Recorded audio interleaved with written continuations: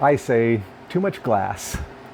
Making some chicken pot pie filling similar to what is in the America's Test Kitchen book.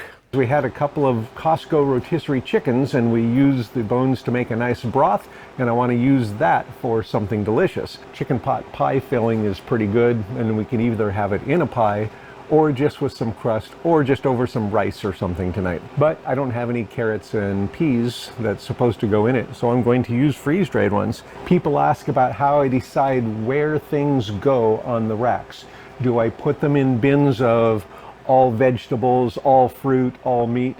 Well, we started out doing it kind of that way 6 years ago, but by about 4 years ago, after we'd been using it, putting stuff in, taking stuff out, and trying to keep things together, you use up some of the things, and now you have a 3/4 empty bin sitting here, and you have other ones that are overflowing. So instead we went with a warehouse management type system.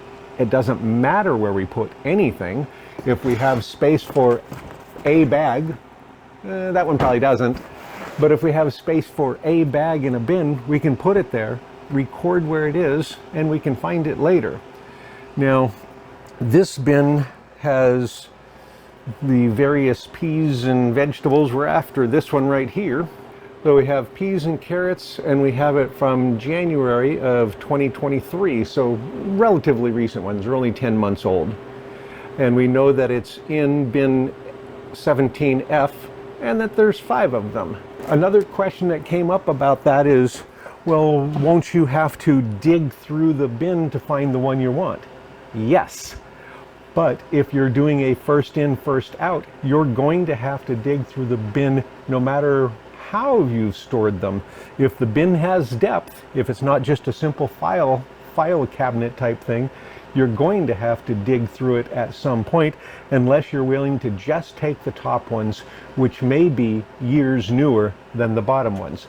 So if you were doing chicken, all chopped chicken, and you filled this tub up batch after batch after batch, and one of these big tubs can hold about 8 batches. Now you've got 8 batches in there, and unless you did them all in a row, they could be months, or in our case, sometimes even a year or two difference between the bottom and the top. So yes, you're going to have to dig through it a bit, but it's not a big deal. You've narrowed it down. Out of all of this, you've narrowed it down to 1 bin. And you don't always have to dig down. It depends on what you're looking for that time.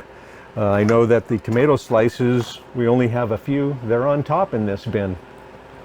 Anyway, I'm going to take 2 of the ones, and on this case, since these were added on top, and it's the oldest things we have of those particular varieties, they happen to be on top, and we'll be using those. So I'm taking out 2 of the peas and carrots that were already frozen when we bought them, and then we freeze dried them. So these will go up for dinner stuff. Didn't have any fresh or currently frozen carrots and peas, so I'm using a bag of the freeze dried from earlier in the year. Have 8 cups of chicken broth that I made from some rotisserie chicken bones, and cut that open. And I'm not sure if I need more than 1 packet of this. I have 2, but I wasn't sure how much I needed.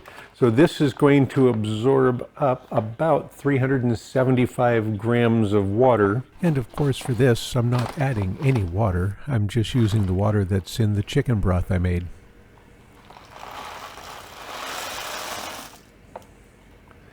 And I have, like I said, I have 2 packages of that. Would have been nice to have more carrots, I think. And that's, of course, going to absorb out quite a bit of water. The recipe only calls for 3.5 cups of the chicken broth. So I need to find out how much. I'll do a quick calculation, see if I should add a second container of that or get a packet of carrots. That's a lot more peas than I was expecting. Let me check. So I think I'll find a packet of carrots.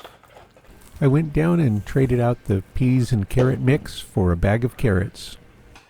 All right, I got some additional carrots, and these are ones that I had freeze dried, what's that, 2.5 years ago? These had carrots with salt on them. Nice and crunchy.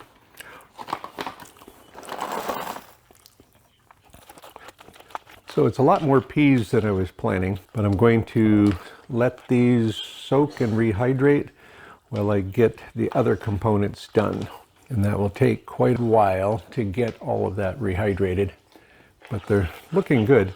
And carrots this size, these bigger ones, will take a few hours really. So this will just kind of soak in there. In fact, I could put this, I could either simmer it or I could put it in the refrigerator. And I don't really want to overcook them, so I'll probably put them in the refrigerator and just stir them once in a while till it absorbs everything that it's going to. Really need to put something over it to kind of push them down to keep them in the liquid. That can just sit in the refrigerator and we'll get the other ingredients ready and add to it as we go. Okay, I'm gonna warm a pan and toast some flour.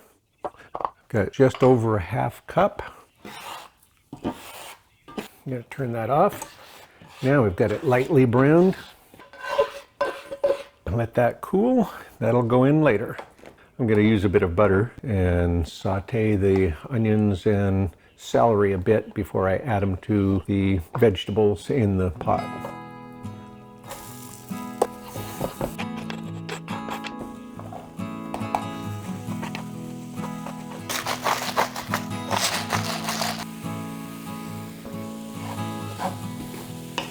So I've got that.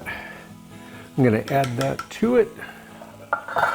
And then I'm still going to wait until almost dinner time to take the toasted flour, add the milk, and then stir it in and get it up to a boil. And I'll add the chicken here too. Might have to put this in a bigger pot. It should be okay. I only have, after this, I only have one more cup of liquid to put in. Well, and the peas and carrots should still absorb more water, more liquid out of there, so that still may go down a little bit more. If I need to, I'll transfer it to a bigger pot. I'm going to leave this sitting in the refrigerator to continue rehydrating the peas and carrots until it's just about dinner time, and then I'll add the thickener and we'll get it into the 9x13 pan and put the topping on it and then bake it that last little bit. Until then, back to the refrigerator with this. So now it's close to dinner time. I've got this back out of the refrigerator, heating it up. If I were doing it according to the real recipe, there'd be a lot more carrots and a lot less peas. But the freeze-dried stuff I had, I forgot what the ratio of peas to carrots was, and so I added that other bag of carrots. I should have had a couple of bags of carrots and a lot less peas, but it doesn't really matter. I took the toasted flour, whisked in a cup of milk, made it nice and smooth. I'll add that to the pot, get that all in there. And we'll get that cooked, so boil that lightly for about 2 minutes. And finally, get a couple of teaspoons of lemon juice. Oops, I forgot the soy sauce. Supposed to be some soy sauce in there. Added a tablespoon of soy sauce. I almost forgot that was supposed to be in there. I should check for salt and pepper. Gonna add a bit more pepper. Go ahead and pour some of this in there. Okay, I think I'll leave it at that amount. And I've got this top. Now that'll go in the oven for about 15 minutes. And we'll scoop some up. Taxi!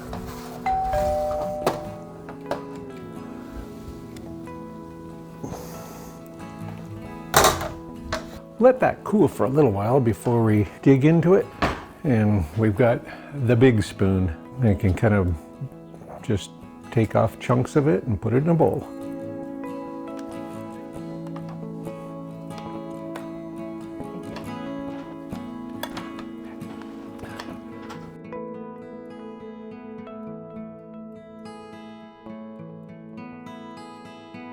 The pessimist says the glass is half empty. The optimist says the glass is half full. The scientist would say it's all the way full. It's half full of water, half full of air. I, as a person that did a lot of stuff on process improvement and product improvement, would say you've got too much glass. You're wasting money on glass. You could have half as much glass and save a lot of money.